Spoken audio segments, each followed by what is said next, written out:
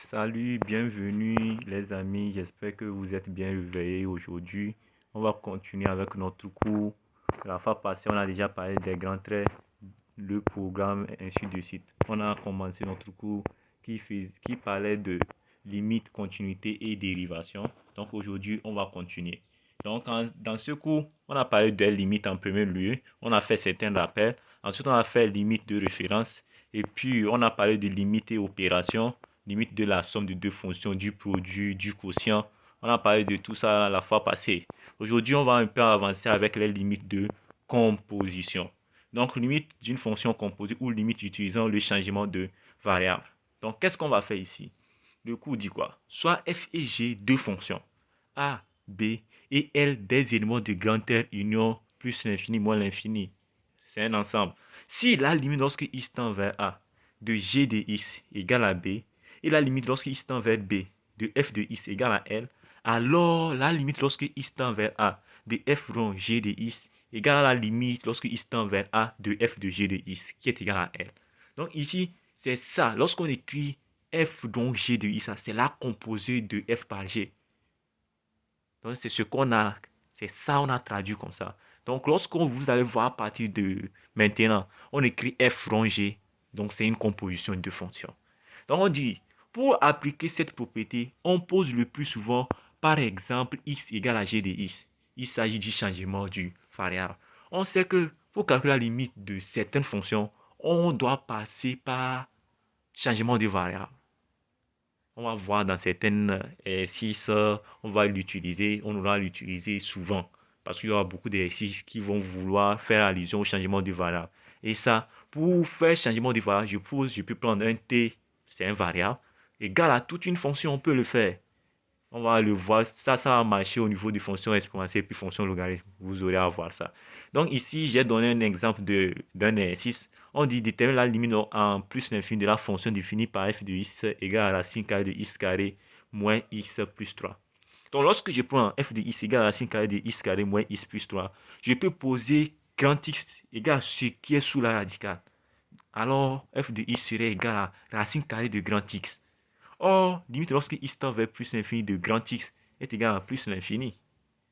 C'est-à-dire, à la limite, lorsque x tend vers plus l'infini de x carré moins x plus 3, ça fait plus l'infini. Comme ça fait plus l'infini, alors je peux calculer maintenant la limite lorsque x tend vers plus l'infini de f de x qui est la racine carrée de grand x, qui va me donner plus l'infini. Donc, la limite lorsque x tend vers plus l'infini de racine carrée de x carré moins x est plus 3 est égal à plus l'infini. Donc, j'ai calculé la limite de mon radical en utilisant tout simplement changement de variable. B. Détermine la limite à moins l'infini de la fonction g de x égale à sinus de pi x carré sur 1 plus 4x carré. Je dois passer toujours par changement de variable. Donc, je vais poser grand x égale à pi x carré sur 1 plus 4x carré. Donc, on aura g de x égale à sinus x. Étant donné que j'ai posé tout le quotient là égal à grand x. Donc, je dois d'abord calculer la limite de grand x à moins l'infini. Or, la limite de grand x à moins l'infini, ça a fait Picard. Vous-même, vous savez comment on calcule la limite. On prend les monomes du plus haut degré, le quotient des monomes du plus haut degré. On a parlé de ça dans la fois passée. Donc, ici, vous n'allez pas me dire qu'il y a un point flou parce qu'on a déjà parlé de ça. Pour calculer la limite du quotient, on prend le monome du plus haut degré. Donc, c'est ça. Donc, ça fait pi x carré sur 4x carré. Les x carrés vont se simplifier, ce qui va me donner pi sur 4. Ainsi, la limite lorsque x tend vers moins l'infini de g de x, qui est la limite lorsque grand x tend vers pi k de sinus grand x. Étant donné que grand x tend vers pi k à moins l'infini, donc on va calculer de sinus grand x. Donc sinus de pi k, ça fait racine de 2 sur 2. On va au moins approfondir ça. En premier, on a vu que en trigonométrie, donc sur le cercle trigonométrie, comment déterminer les valeurs de certains angles qu'on connaît, pi k, pi sur 6, 2 pi sur 3, ainsi de suite. Donc ça fait racine de 2 sur 2. Maintenant, on va parler des branches infinies. Donc, les branches infinies à la représentation graphique d'une fonction. Soit f, une fonction numérique de la variable réelle, et cf, sa représentation graphique dans un repère orthogonal.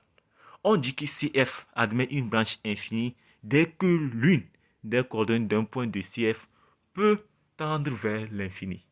Donc, si on prend l'une des coordonnées d'un point de CF et que ça tend vers l'infini, on va dire que notre fonction CF admet une branche infinie.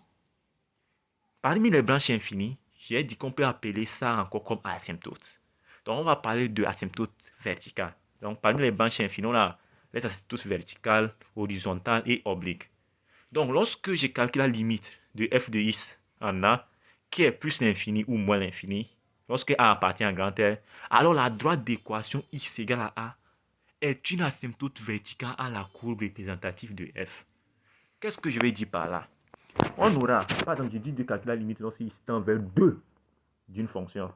Si je calcule la limite lorsque x tend vers 2 d'une fonction et je trouve l'infini, alors x égale à 2 et asymptote. Maintenant, asymptote horizontale. Je prends B un nombre réel. Lorsque je dis qu'un nombre réel, c'est-à-dire B appartient à grand R. Si la limite à l'infini de f de x égale à B, ou la limite, lorsque y à l'infini, c'est plus l'infini ou moins l'infini. Donc, y égale à B est une asymptote horizontale à la courbe représentative de f.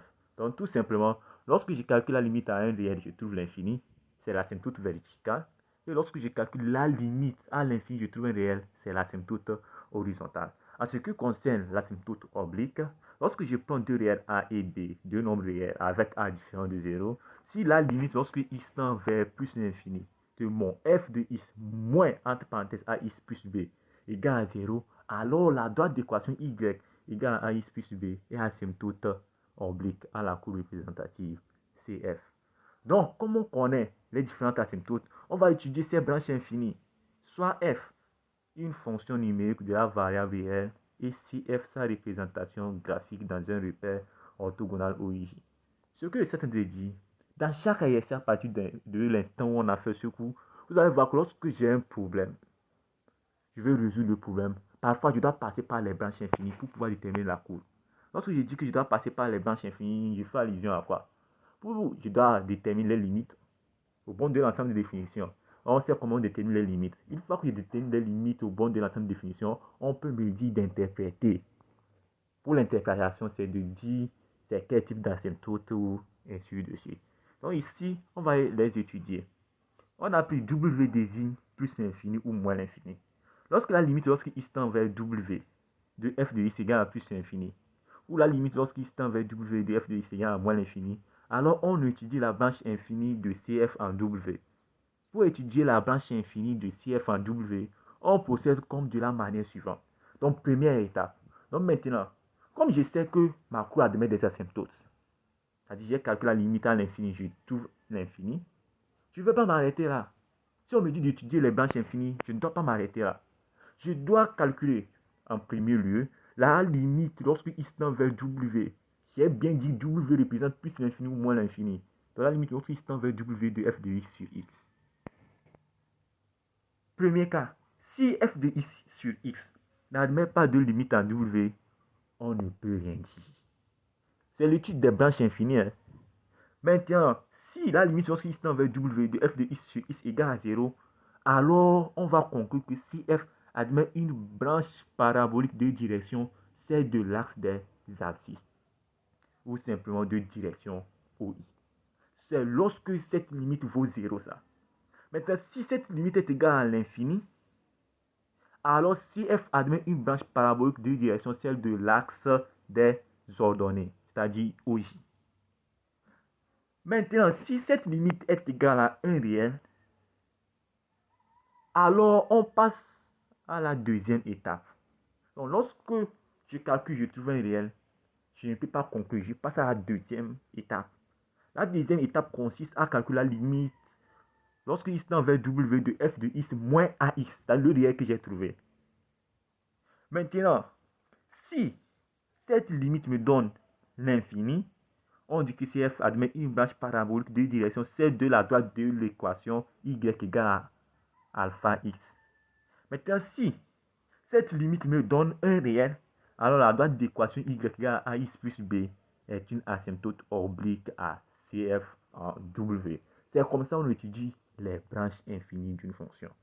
Donc, pour exercice, vous pouvez vous entraîner avec l'exercice de Siam, exercice 3 à 7, exo 10, exo 13, exo 14, exo 20, 22, 25, 27, 32, page 32 et 33. Je parle bien de terminal SE. Continuité.